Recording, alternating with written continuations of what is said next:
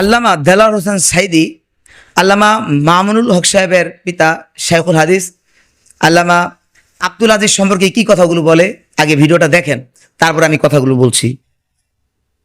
হযরত মাওলানা আজিজুল হক কি বৃদ্ধ মানুষ, আহা, সোজা হয়ে দাঁড়াইতে পারে না, হাঁটুতে ব্যথা, একটানা ৬০ বছর বুখারী শরীফ পড়াইছে দেশে, হাজার হাজার আলেম বানাইছে।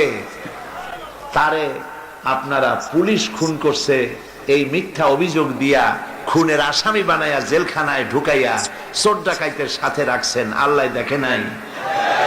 আমি বলেছি মুসলমান তো দূরের কথা, মানুষ তো দূরের কথা, শাইখুল হাদিস মানুষ খুন করছে, শয়তানেও বিশ্বাস করবে না, শয়তানেও বিশ্বাস করবে না। আল্লামা দেলাওয়ার হোসেন সাইদি এই বক্তব্যটা ওই সময় দিয়েছেন যে সময় আজিজুল হক সাহেবকে পুলিশ হত্যার মিথ্যা মামলা ফাঁসানো হয়েছিল এবং এক পর্যায়ে জেলখানা পর্যন্ত নেওয়া হয়েছিল। আজকে দেখেন তার ছেলে মামুনুল হক সাহেব, সে যখন জেলখানায় আবদ্ধ হয় তখন কত ওলামায়ে কেরামগণ তাকে নিয়ে মিথ্যাচার করছে। এখনো পর্যন্ত কিছু কিছু আলেম নামে জালেম আর আল্লামা মামুনুল হক সাহেবের সোনারগাঁয়ে স্ত্রী নিয়ে সে যায়, এটাকে নিয়ে পর্যন্ত কটাক্ষ করে কথাবার্তা বলে। তো যারা এই সমস্ত কথাবার্তাগুলো বলে তাদের শিক্ষানো উচিত আল্লামা দেলাওয়ার হোসেনের কাছ থেকে। আল্লামা দেলাওয়ার হোসেন সাইদি তখন সে একটা ভিন্ন রাজনৈতিক দলের জামাত ইসলামের একজন মুখপাত্র, আজিজুল হক সাহেব ছিল বাংলাদেশ খেলাফত মজলিসের একজন মুখপাত্র।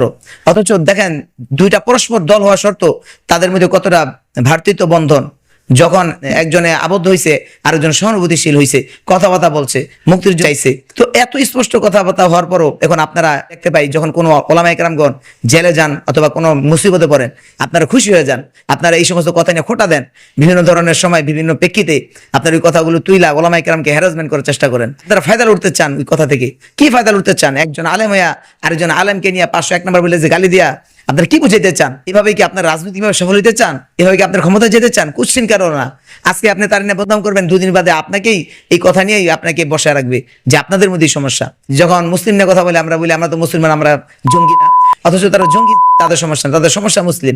এটা বুঝতে হবে। যখন হুজুরদের নিয়ে কথা হয় তখন ওই হুজুর সমস্যা না, সমস্যা সমস্ত হুজুরদেরকে নিয়ে। যখন রাজনীতির কথা হয়, ইসলামী রাজনীতি নিয়ে, তখন আপনার ইসলামী আন্দোলন রাজনীতি, এই রাজনীতি নিয়ে কথা হয় না, তখন সমস্ত ইসলামের রাজনীতি নিয়ে কথা হয়। তো এগুলো আপনাদের বুঝতে হবে।